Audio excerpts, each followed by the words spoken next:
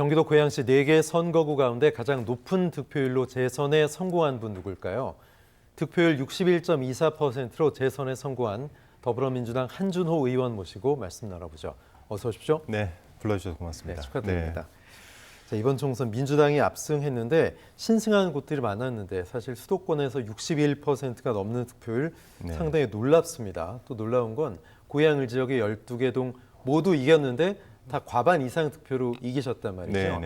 지난 21대보다 한 10% 가까이 더 표를 받으신 것 같은데 소감이 어떠십니까?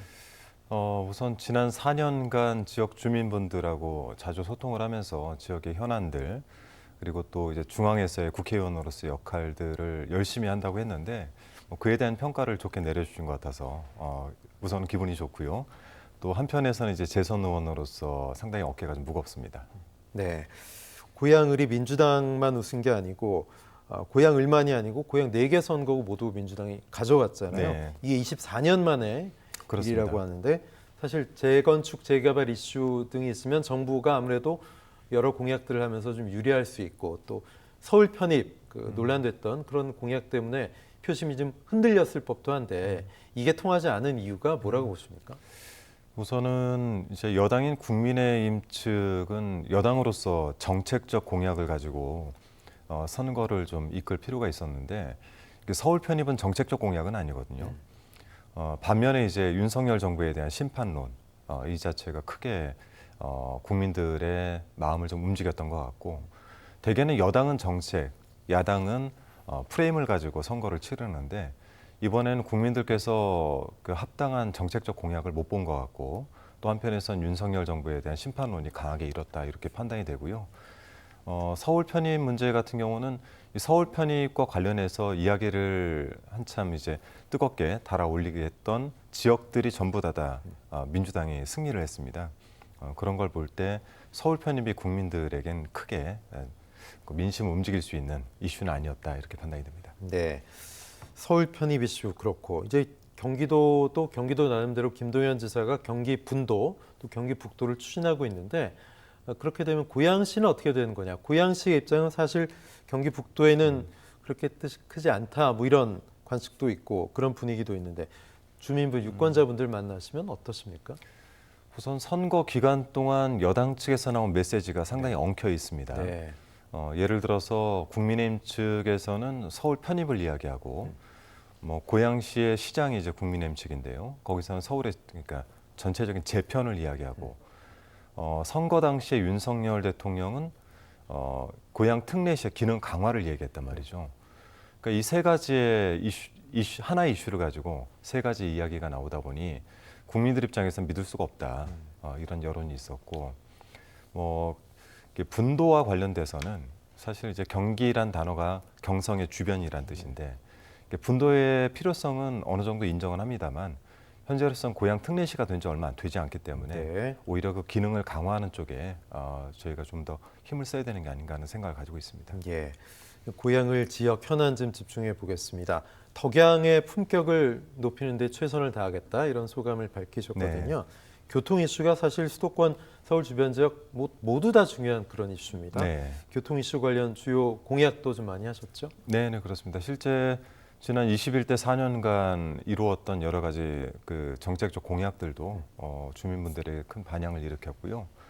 특히 경전철인 이제 고양선의 행신 중앙로역의 유치 또는 강릉 가는 KTX의 유치 같은 것들은 뭐 큰 실적으로 저희가 이야기가 되고 있고 대장 홍대선의 덕은역 위치가 이제 곧 발표가 될 것 같은데 그 위치에 주민들이 이용하기 편한 곳으로 우선 설치를 하는 게 가장 중요하고 또 대심화 도로 문제가 있습니다. 현천이란 지역에서 양재까지 가는 대심화 도로가 이미 확정이 돼 있어서 이거를 잘 이제 만들어갈 필요가 있다라는 생각이 들고 있습니다. 네, 사실 물이 흐르고 발길 옮기고픈 곳이 있는 그런 지역에 대한 그림도 이번 총선 당시 분명히 밝히신 바 있습니다. 창릉천 또 토당 제1근린공원 대표적인 그림인데 어떤 추가적인 계획이 있으십니까? 우선 창릉천은 북한산에서 물줄기가 시작을 해서 행주산성을 빠져나가서 한강으로 흐르는 큰 물줄기입니다.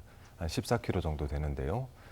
이게 이제 환경부에서 하는 통합하천 사업에 저희가 선정이 됐고 예산 규모만도 3천억 규모인데 현재는 이제 예산을 하나씩 풀어가야 되는 이슈가 남아 있고 주민들께서 잘 이용할 수 있는 그런 하천 사업으로 저희가 좀 끌어갈 필요가 있다.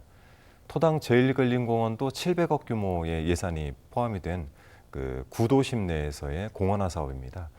올해 착공을 들어가서 내년에 완공을 목표로 하고 있고 현재까지는 무리 없이 잘 진행되고 있습니다. 네. 난지의 물재생센터 문제로 지역 주민들 대변해서 서울 측과 상당히 좀 여러 가교 역할을 해 오셨는데 이 문제도 좀 해법이 필요해 보이지만 쉽지 않은 것 같습니다. 네. 서울시가 마을회관 건립 등으로 주민들 마음을 좀 달래려는 거 아니냐 이런 분석도 있는데 어떻게 보세요? 일종의 회유죠. 지금 현재 서울에서 설치해 놓은 물재생센터 중에서 난지 물재생센터만이 유일하게 지하화되지 않고 현대화되지 않았습니다. 이로 인해서 피해를 입고 있는 고양시 주민들을 생각한다면 하루빨리 해결을 해야 되고요.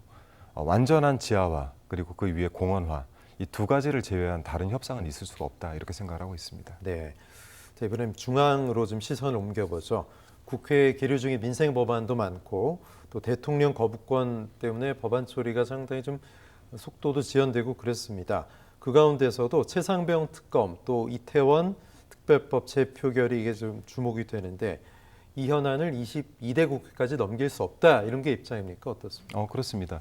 21대에서 발생했고 이 문제에 대한 제기를 했고 이에 대한 책임을 져야 되는 정부의 역할이 있는데 거부권을 행사한 문제 아니겠습니까? 그리고 그로 인해서 젊은 생명들이 하늘로 떠났는데 여기에 대해서 그 누구도 책임을 지지 않고 그리고 그 책임을 덮고자 했던 여러 가지 사안들이 현재 속속들이 밝혀지고 있는 상황이라 이거를 사안이 변경되지 않았는데 뭐 저희가 회기를 넘기거나 22대로 넘긴다고 해서 달라질 사안은 아니다.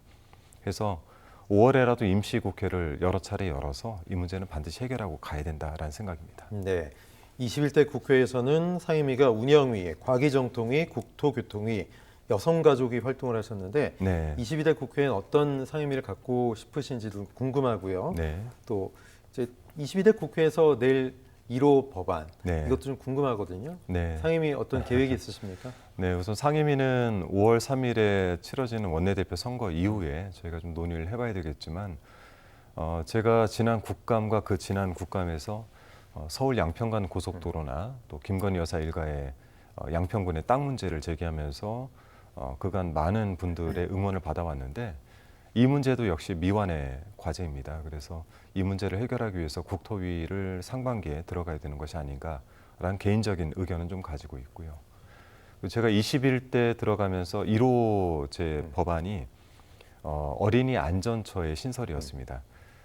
국가의 가장 큰 자산이 아이들이라고 생각을 하고 있어서 이번에는 우리나라의 저출산 문제를 해결하기 위한 어린이 기금 신설을 제1호 법안으로 생각을 하고 있습니다. 네, 어린이 상당히 좋아하시네요. 예전에 육아책도 쓰신 거로 알고 있는데, 그죠? 예. 네. 외모만 봐서는 워낙 미남이시고 또 방송인 출신이시기 때문에 상당히 고생 하나 안 했을 것 같다. 보통 이제 유권자 여러분이나 시민 여러분이 그렇게 생각하실지도 모르겠는데 이미 뭐 많은 분들 아시겠지만 군 전역 후에 뒤늦게 대학도 가셨고 또 뭐 여러 아르바이트 안 해본 게 없다라는 것도 제가 들었고 또 방송사 아나운서도 좀 늦깎이로 되셨잖아요.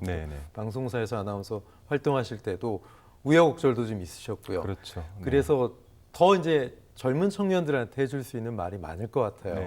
힘들어하고 있는 청년들한테 좀 조언 한 말씀 해주시죠. 제 방에 가면은 제 인생 모토가 하나 이렇게 걸려 있는데, 그러니까 어떤 도전을 할 때마다 제가 많이 들었던 말 중에 하나가 안 돼라는 말을 많이 들었습니다. 무엇인가 도전하려면은 이래서 안 돼, 저래서 안 돼.